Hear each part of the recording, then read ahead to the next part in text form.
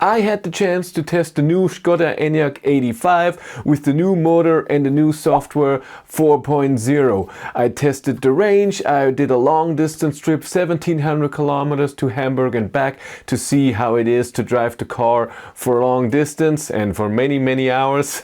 And of course I did a charging test, and we're gonna look at this today. I charged the car at Ionity from 11 to 95%, and I preheated the battery before with the button in the car, so the car has the perfect temperature for fast charging. So we're going to look at the charging session at Ionity that I filmed, then we're going to look at the charging curve, and then we compare it to the old charging curve that I filmed with the ID.5, the Volkswagen ID.5 with ID software 3.1 back in the day, if there's any changes. And then of course we're gonna compare it to Hank, to my ID.7, which also has ID software 4.0.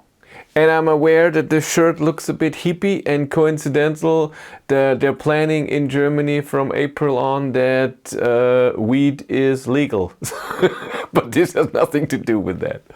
This video was supported by Maingau Autostrom. With Maingau you can charge at over 550,000 charging stalls all over Europe. 120,000 of those are in Germany. If you want to know more, there's a link in the description below. So here I am at Ionity. It was during the daytime, I didn't cover the whole thing. We are starting. Voltage is 353 volt. I get around 120 kilowatt at 13%.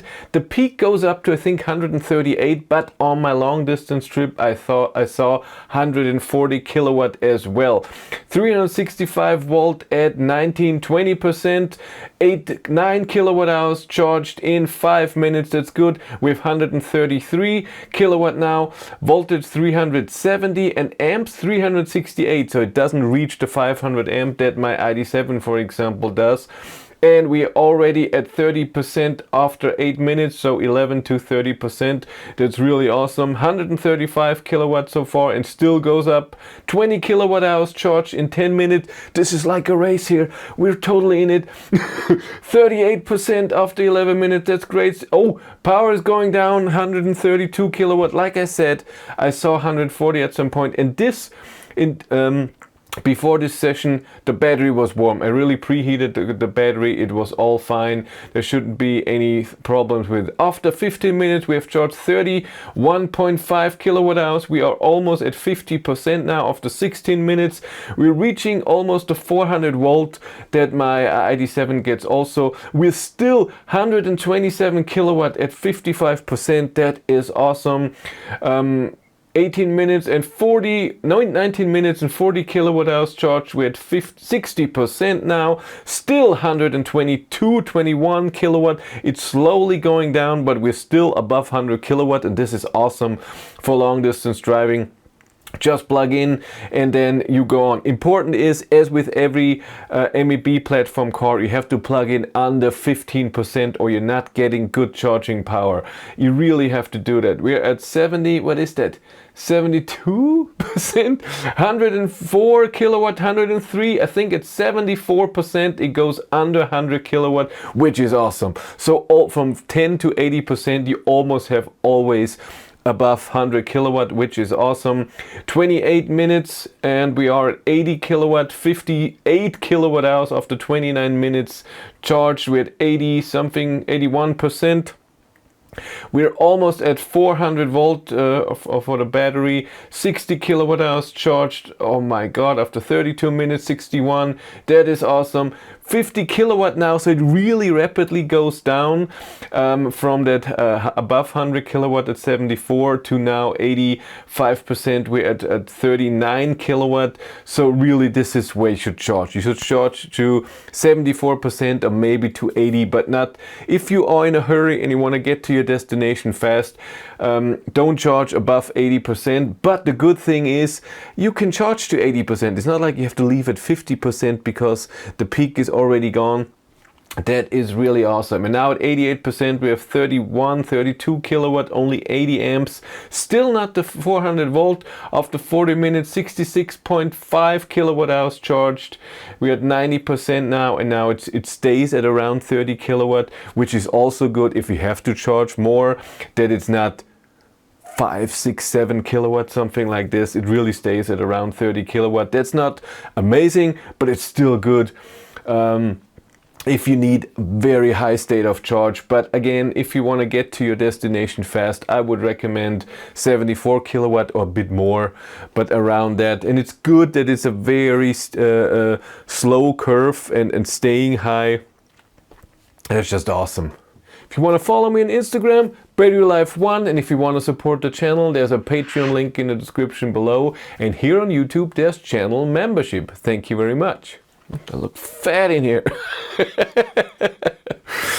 But now let's look at the charging curve. I have it here. I wrote it off the screen from Ionity. And as you can see, you have a little ramp up here, and then it stays wonderfully, beautifully up here. And the peak was here, 137. And it stays great up till around 60%. Then it goes down a bit to this 97 kilowatt at 76%.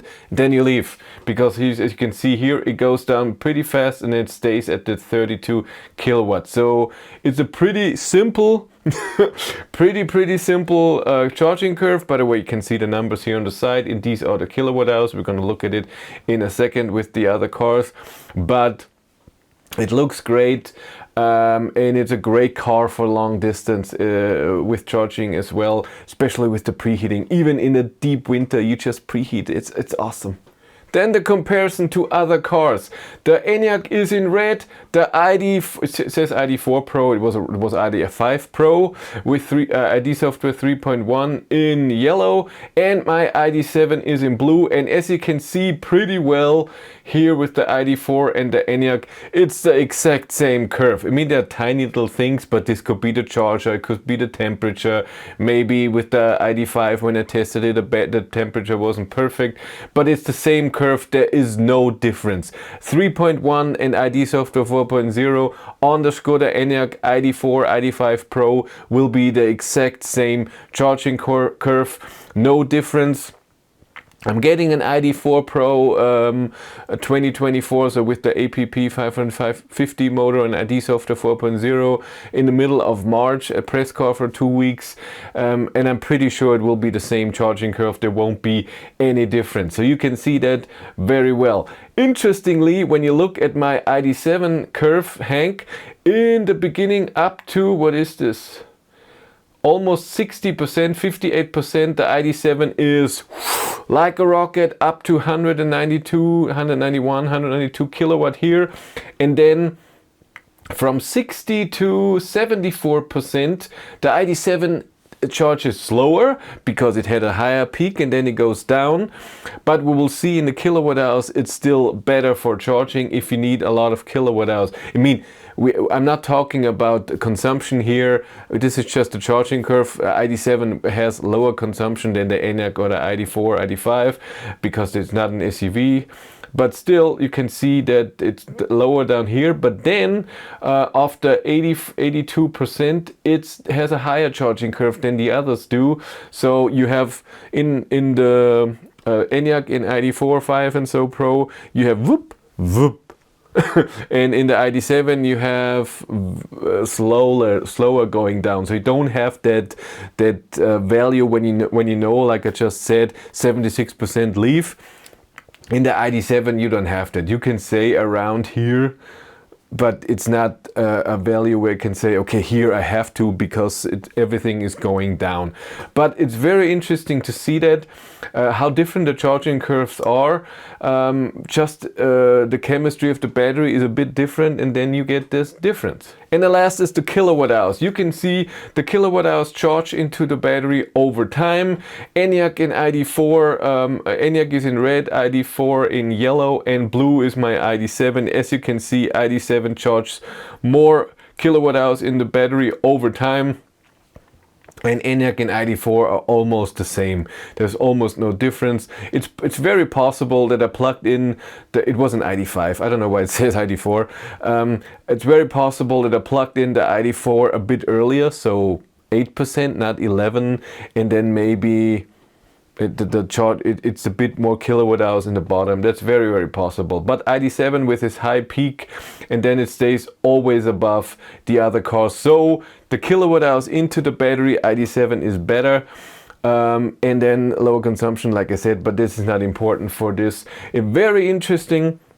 It was very nice to see. It's just so nice with like I said, with the preheating and everything. It makes everything so easy. It's a nice experience in a long distance drive. The charging was really nice. It worked well plugging in, and it worked. Plug and charge can work, and we didn't have that because I don't have an account with Skoda, but with my ID.7 it works. It's no problem, and it will be the same with the Enyaq, and it just delivers and does it really well. But that's it for me. Thank you very much for watching. Have a great day and take care.